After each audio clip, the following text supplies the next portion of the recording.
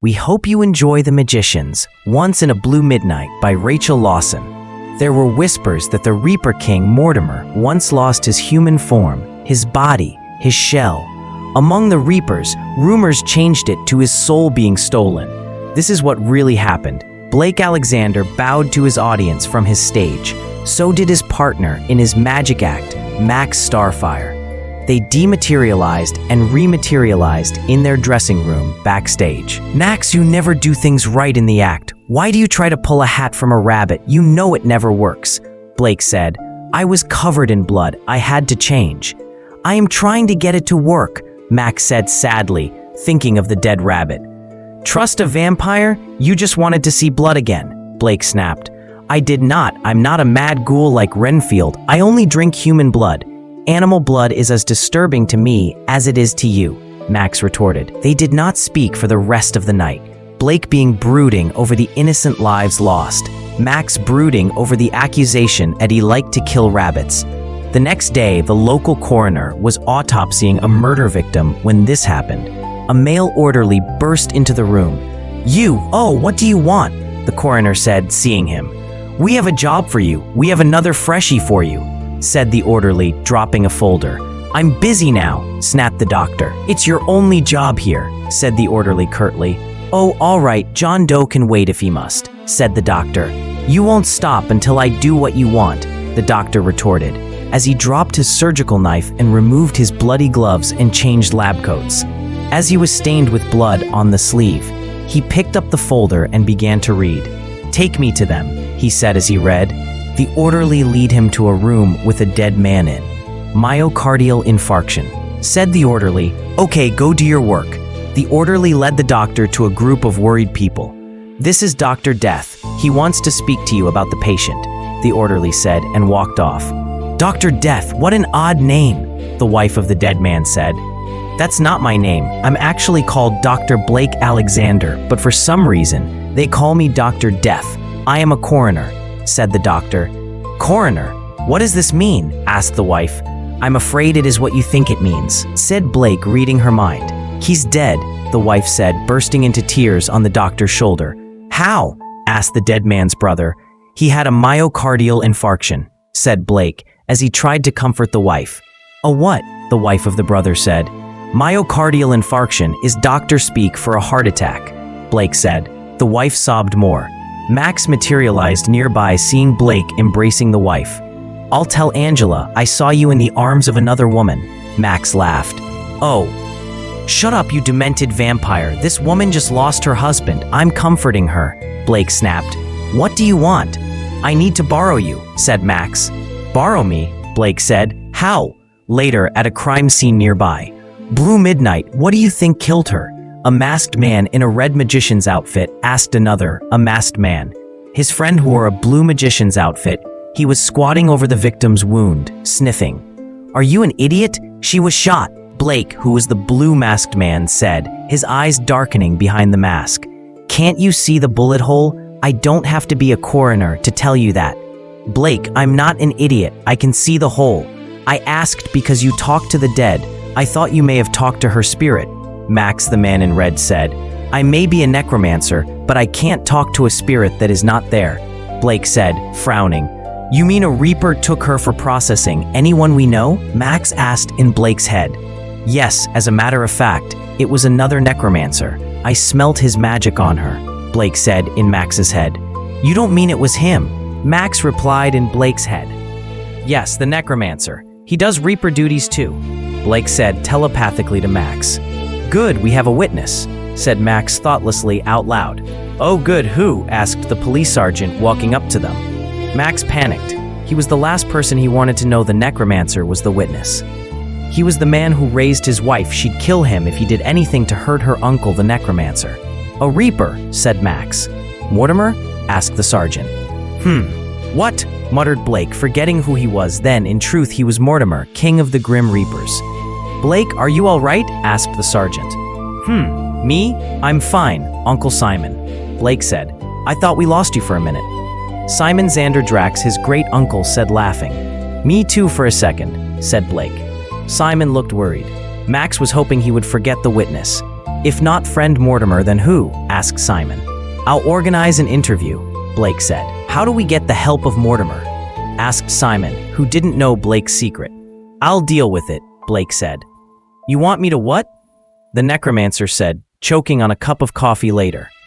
Go to the police station in Reaper form and tell them what you saw in Jennifer Jane Kyle's murder. We want you to do an interview with the police about the shooting, Blake said to his son. I can't go there. They'll ask my name. What do I say, Mortimer's son or Blue Midnight's son? They will want to arrest me as a serial killer as Mortimer's son. Admitting I'm your son Midnight would make them suspect you are Mortimer and I am the necromancer. They will arrest me? Said the necromancer. Lie, give them a false name, Max said. It works, me and Astra. We have done it before. Come off it, Max. Nobody will believe the necromancer saying. The necromancer said, Hello, I'm Merlin Starfire, the Reaper who took Jenny Kyle for processing, said the necromancer in a black cowled monk's robe as a skeleton. Hello, Merlin, said Simon.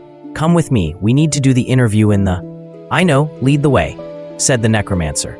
This way, said Simon, leading him to an interview room. In it sat Blue Midnight and the masked Max. Max, I have brought you a relative, said Simon. Max looked nervous, not sure if their trick backfired. It's fine, Max, the necromancer said in Max's head, causing Max to calm down. Good morning. Mr. Grim Reaper, said Max aloud. His name is Starfire too, Merlin Starfire, said the amused Simon. I told you we should have used another name, said the necromancer in Blake's mind. You needed to distract Uncle C. He's clever, said Blake in his son's head. You should start the interview, Uncle C, said Blake aloud. Okay, let's go, sit down, Merlin, said Simon. The Reaper sat down. Simon pressed the button of his recording device. Sergeant Simon Xander Drax, Blue Midnight and the Sun King, interviewing Grim Reaper Merlin Starfire, a witness in the murder of Jennifer Jane Kyle. Simon said, Merlin Starfire is your name. So I am told, said the Reaper offhandedly.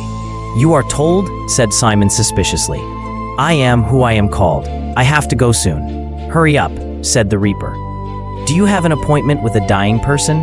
Said Simon. No, my daughter has a parent-teacher meeting. Of course, I have to take a soul for processing, the Reaper said. You have no appointments with souls, Blake said in his son's mind. I'm taking my soul for processing. I can't be here long, they know me, the Reaper said in Blake's mind. Calm down, boy, he's just nervous, said Blake aloud. It's a boy. How do you know it's a skeleton? Asked Simon. The bone structure is male, about 25 years old, or he is one of us aliens who doesn't age beyond 25. For God's sake, his name is Merlin. It is a male name, Blake said aloud. Calm down, everyone. This is ridiculous. The way you're acting, you'd think you were conspiring, said Simon. That woke up the necromancer's defiant side. What have I to hide? I am completely transparent, said the Reaper. Simon laughed. He got the joke.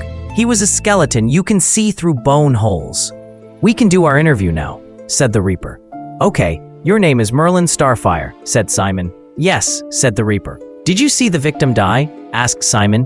Yes, the Reaper said. Can you say anything other than yes? Blake asked.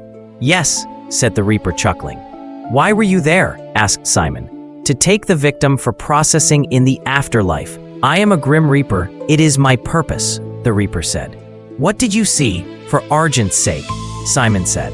What has the fate Argent got to do with this? Asked the Reaper, laughing, thinking of his boss trying to murder a man. He couldn't do it. The necromancer was his assassin. Argent made the necromancer kill people on a list of those who deserved to die because they were so evil. Blake saw his son as a serial killer, as did the law. The necromancer was his assassin. I didn't want to bring God into it, said Simon. Who did I see killing the victim? Asked Lance, the necromancer.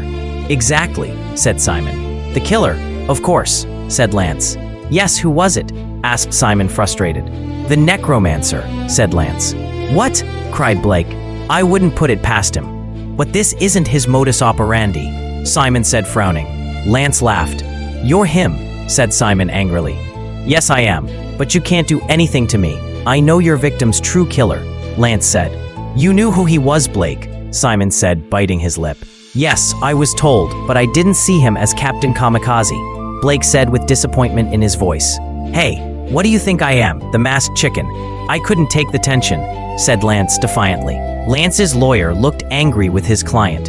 He was the masked chicken, otherwise known as Captain Kamikaze. He was an idiot who thought he was a superhero. He always got in trouble and had to be saved by the real heroes of the town, including Max and Blake. It was not the masked chicken. He was with me, shouted the lawyer. Settle down, Gabriel. Nobody is accusing you of anything, Simon said. The lawyer was blatantly the chicken. I am not the masked chicken. He's a friend, said Gabriel, fixing his glasses, which were the wrong prescription. They magnified his eyes greatly. I see how lame that sounds now. Lance, who'd once used the same excuse, said, I knew we should have used my mom as our lawyer and not do Gabriel a favor, snapped Blake. Can we please get back to the case? Screamed Simon. Everyone else was startled. Who was the killer? And don't say it was you, Simon said. David Sebastian King, said Lance. How do you know his name? Asked Simon. He was on fate's list of those to die. He was to die for this crime, said Lance. Oh, we'll arrest him, said Simon. And you don't kill anyone. Can't promise that, said Lance. Go or I'll arrest you, Simon shouted. Uncle, said Blake. All of you, screamed Simon. But I am your emperor, Blake said. You are aiding and abetting a serial killer, said Simon. Goodbye then, said Blake. If I am, then I say come with me, Necromancer and Sun King. They dematerialized. Elsewhere, moments later. Okay, who brought the chicken? Lance snapped, seeing their lawyer was with them. Hey, I brought me, said the offended chicken. Let's go fight crime. Send me to hell, please, begged Lance, who hated the place. We are now seen as criminal as he is. If we try to fight anything, the police will arrest us, Blake said. Whatever and whoever we are. They won't arrest us. You are the emperor of the solar system, said the chicken. I am nothing to do with the laws of man, said Blake. How do we ditch the chicken, Dad? Asked Lance. Dad, you're the son of Mortimer, said the chicken. Blake, Max, and Lance looked awkward. You have two dads? Asked the chicken. No, he's as old as my dad, so I call him Dad, said Lance, knowing it was a lame answer only an idiot would believe it. I see, said the chicken, believing him. All we can do is hide out until we can clear our names, and I can't see that happening soon, Blake said. Thanks to the zombie master, we are now stuck in hiding. We will need to somehow clear our names for knowing him, Max said. You deserve it. You are a vampire, said the chicken. I'm a vampire. What does that matter? Max said. And you are an id. Max, no, don't speak. You'll only make matters worse, Blake said, putting his hand over Max's mouth, stifling his words. Oh, how could you, Max? Shouted the chicken. Stop looking surprised. I am a sorcerer too. I can read minds as well as you can. Forgot that, Blake said. Are we going to continue to bicker or are we going to do something? Lance said. Right, boy, we should get out of here. We are too obvious, shouting at each other. Someone must have heard us, Blake said. We can hide out in Mort's office. He is away on duty, I believe. Right, Dad. Midnight, said Lance awkwardly. You're the limo driver necromancer, Blake said. 1, 2, 3. Said Lance on 3. The room disappeared, and a gothic office full of paperwork, with a desk and a closet, appeared around them. Does Mortimer really write with a quill? The chicken asked, seeing a quill and ink on the desk. Yes, Blake said sadly. I was asking the necromancer. How would you know? Laughed the chicken. He does, Lance said. It looks a bore, said Blake, with the sound of one who knew only too well. No, it looks fun, said the chicken. Blake moaned. A reaper walked in.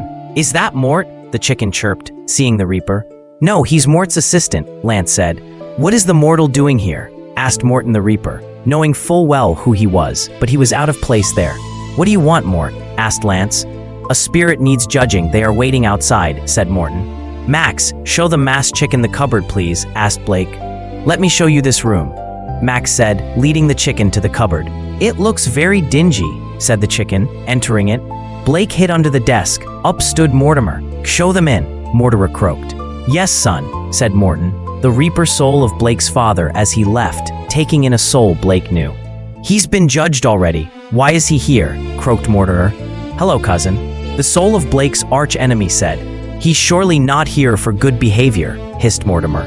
No, he killed 2 reapers and his cellmate. I didn't know it was even possible to do that, but he did, said Morton.